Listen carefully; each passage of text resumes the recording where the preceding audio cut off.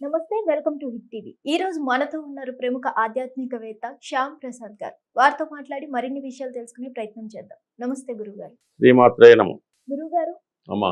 చనిపోయిన పెద్దలు మన ఉమ్. కలలోకి వస్తే అసలు ఏం జరుగుతుంది? అంటే అలా వచ్చినందుకు కొంతమంది భోజనాలు ఇవ్వడం అది ఇది చేస్తుంటారు కదా, అది కరెక్టేనా అసలు? చాలా విషయాల్లో కరెక్టే కానీ ఉమ్, ఏదన్నా మనకి ఎలాగైతే ఈ దేవుళ్ళు దైవాలు ఉంటాయో ఉమ్, అలాగే పితృదేవతలు కూడా ఉంటారు. అంటే మన చనిపోయినటువంటి పెద్దలు, ఉమ్, అంటే తాత ముత్తాతల కాడ నుంచి ఎక్కడ నుంచి వంశం ప్రారంభమైందో వాళ్ళందరికీ కూడా ఉమ్, మనం పితృదేవతలుగా ఆరాధిస్తాం. ఉమ్, అలాగే పితృదేవతలను కూడా మనం ఈ మహాలయ పక్షాలు వచ్చినప్పుడు, ఉమ్, పుష్కరాలు వచ్చినప్పుడు కంపల్సరీగా వాళ్ళని ఒకసారి తలుచుకొని వాళ్ళ యొక్క ఆచార ప్రకారం ఈ పిండ ప్రదానం చేయడం కానీ ఇవన్నీ జరుగుతూ ఉంటాయి. ఉమ్, ఈ కళలోకి రావడానికి కారణం ఏంటంటే సాధారణంగా ఉమ్, ఒక కుటుంబం, ఒక వ్యవస్థ ఉంటుంది. ఉమ్, సాధారణంగా యజమానికి ఉమ్, కొన్ని బాధ్యతలు ఉంటాయి. ఉమ్, బాధ్యతలు అంటే ఎలా ఉంటాయి?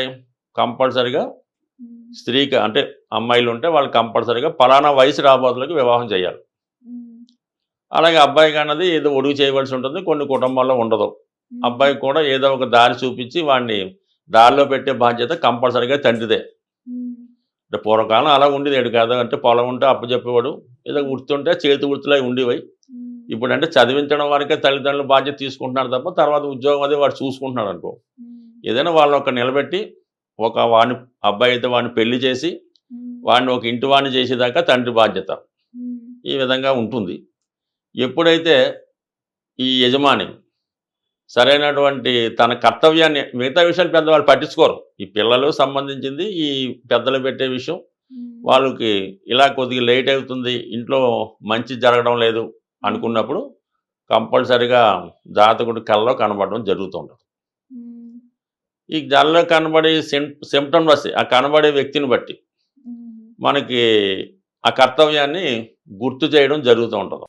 ఉమ్, అది సాధారణంగా ఏంటంటే ఈ ముత్తైదుగా ఉన్నటువంటి స్త్రీలు, పెద్దవాళ్ళు ఉన్నప్పుడు అబ్బాయి నువ్వు అమ్మాయికి పెళ్లి చేయవలసిన టైం వచ్చింది, నువ్వు వెంబటనే చేయాలని గుర్తుగా రావడం జరుగుతుంటుంది.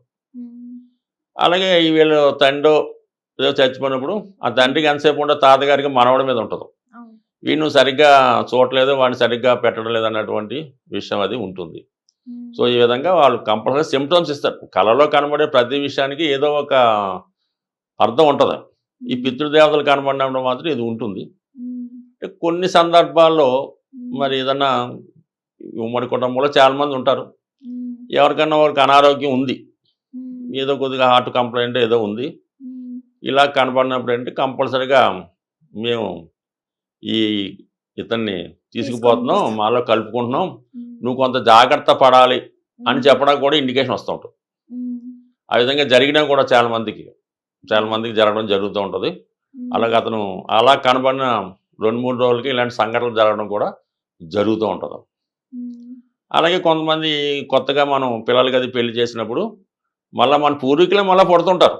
ఉమ్, అండ్ మనకి ఒకసారి వచ్చినప్పుడు మన ఏదో తాతలో ముత్తాతలు ఎవడో మళ్ళీ ఆ ఆరిజను అంటే ఒక ఆత్మ అన్నది ఏంటంటే తిరుగుతూ ఉంటుంది.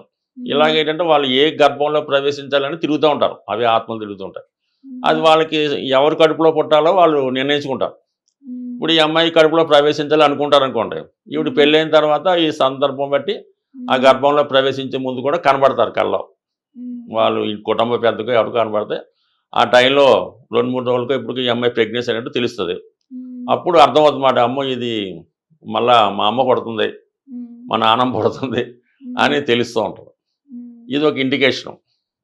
మరి కొంతమందికి ఎలా ఉంటుందంటే ఈ పిల్లలు పుట్టిన తర్వాత ఆ పెద్దలు కనబడిని కొంతమంది డైరెక్ట్గానే చెప్పేస్తారు నా పేరు నువ్వు పెట్టవలసి ఉంటుందని. కనబడితే అర్థం అదే, ఉమ్, ఏదో మనవడు పుట్టాడు, పెట్టేసుకుంటారు. తండ్రి లేడు, కంటి కనబడాడు కల్లో, దాన్ని బట్టే బాబు నాకు ఈ అబ్బాయి పేరు పెట్టాలి ఉమ్, అని చెప్పడం మాట. ఉమ్, ఈ విధంగా ఇండికేషన్ ఉంటుంది. ఉమ్, ఏదైనా ఉమ్, ప్రతి సంవత్సరం కూడా ఉమ్, ఈ మహాలయ పక్షాలు వచ్చినప్పుడు మన పూర్వీకులందరి పేరుతో ఉమ్, ఈ పిండ ప్రదానం చేయడం, తగు విధంగా బ్రాహ్మణులకో ఎవరికో ఈ తగు విధంగా దానం చేయడం, అంటే వాళ్ళు సరిపోయేలాగా వారు తినే వస్తువులు దానం చేస్తూ ఉంటారు.